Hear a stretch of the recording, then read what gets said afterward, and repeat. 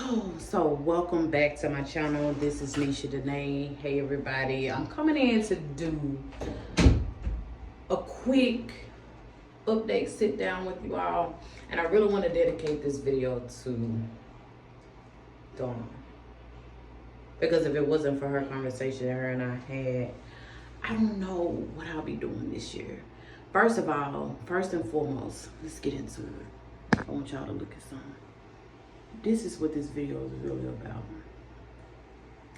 Perfect thing this year.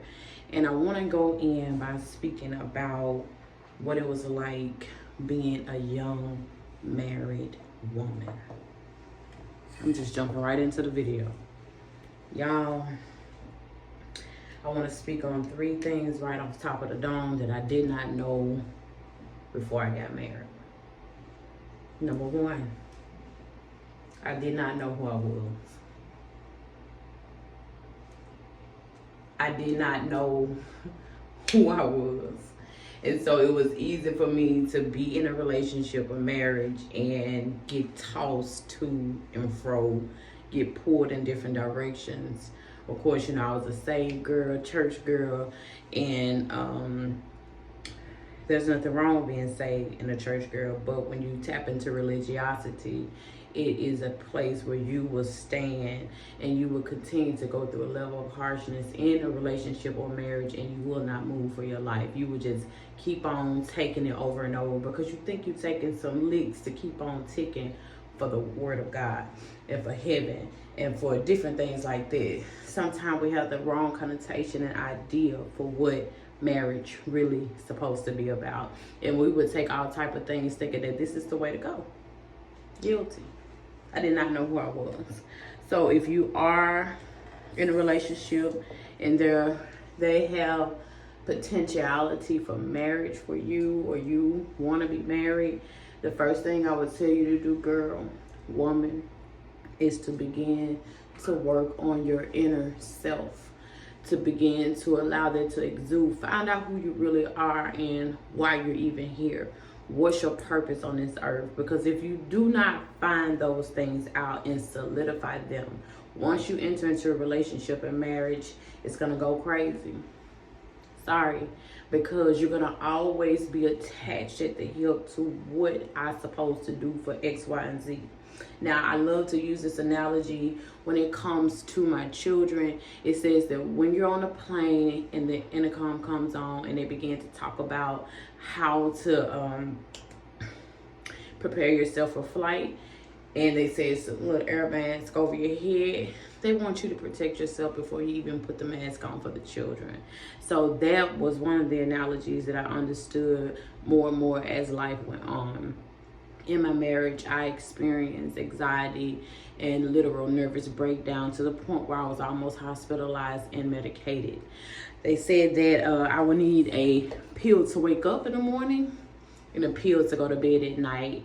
And once I realized those things were taking over me, I had to figure out a way to go on by my business. But I didn't know how. I didn't have the tools. I didn't have the tutelage. I didn't have the understanding. I just thought I was supposed to stay in a place like that. And I know most people are like, well, you were being mentally drained, or you were nervous all the time, or girl, we don't be understanding that type of stuff when we're in it. We're comfortable with the little stability that we have, that we don't want to move until it just get too bad.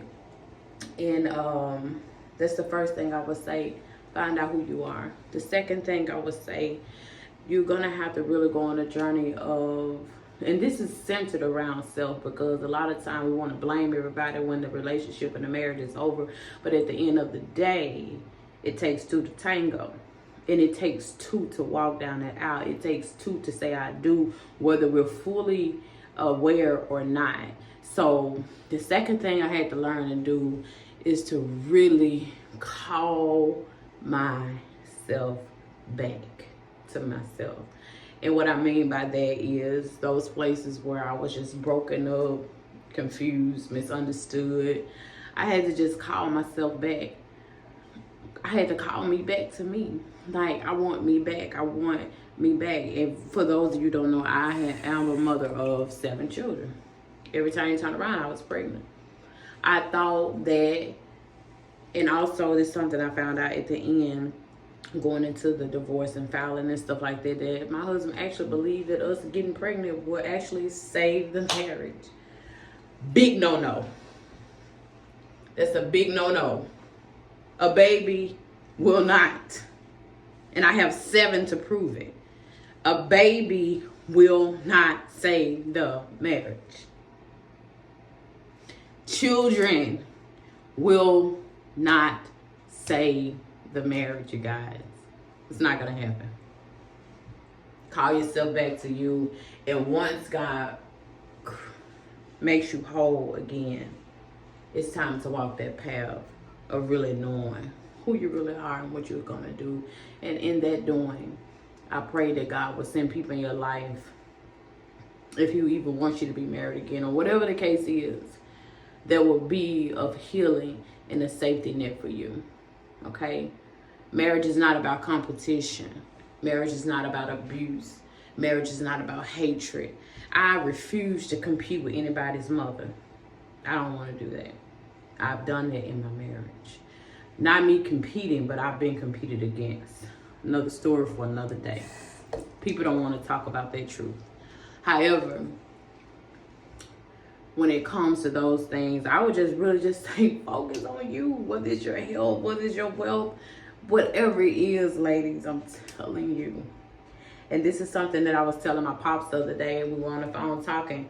And I said, you know, God used to always tell me when I would pray, He was like, I called you before you was ever a wife, and I called you before you was ever a mother.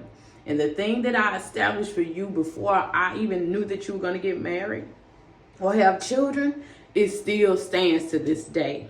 Now, daughter, when are you going to stand on business? I'm just saying. Standing on business is very important right now in this life, because you got to protect yourself. Because when you protect yourself, you protect your future. When you protect your future, you protect those that you love, as far as your children, your seeds. You got to remember something. Once you're gone on, somebody got to live out this legacy. And what are they going to live out? Stress, depression, anxiety, nervousness, lack thereof. What do you want? I'm just saying. And the third thing that I would say is find your voice again.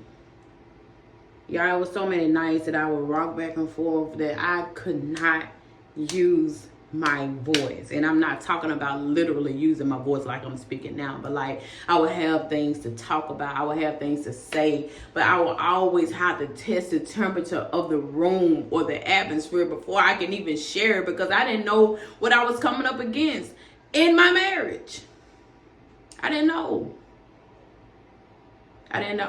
So it just got to the point where I began to be really silent. I began to be really still. I began to be really dry and things of that nature, just to keep the quote unquote peace or whatever that was. And so my thing is, I would just say it's important that you protect your energy, protect yourself. Protect yourself by praying. Protect yourself with fasting. Protect yourself with the word of God. Protect yourself with surrounding yourself with like-minded people and people who really, really genuinely want to see you win. Now, a lot of times, people are not going to want to hear this. You're sleeping with the enemy and you don't even know it. Guilty. You're sleeping with the enemy and you don't even know it. It's some truth that I never thought I would talk about publicly, but I realized that my life is not my own. And so it's somebody out there that probably needs to hear what I'm saying. Okay? So I just wanted to just come in real quick and just talk about that. Leave your comments down in the comments. Comment below. You know, I didn't go out in the way I wanted to. Maybe I'm just getting my feet wet just to see how this video is going to really do. I just want to give a tiptoe into it, because I do really want to talk about it more and to be a help to people and to create a guide to say, listen, this is what you need to do versus this. You know? And so, share the video. 3 things I talked about. Finding yourself, calling yourself back to yourself and finding your voice. And yes, this video may sound selfish because a lot of us as mothers and wives, we're unselfish. We're selfless. And we give and we give and we think that's the right way to go. But unfortunately, the guide is wrong. It is.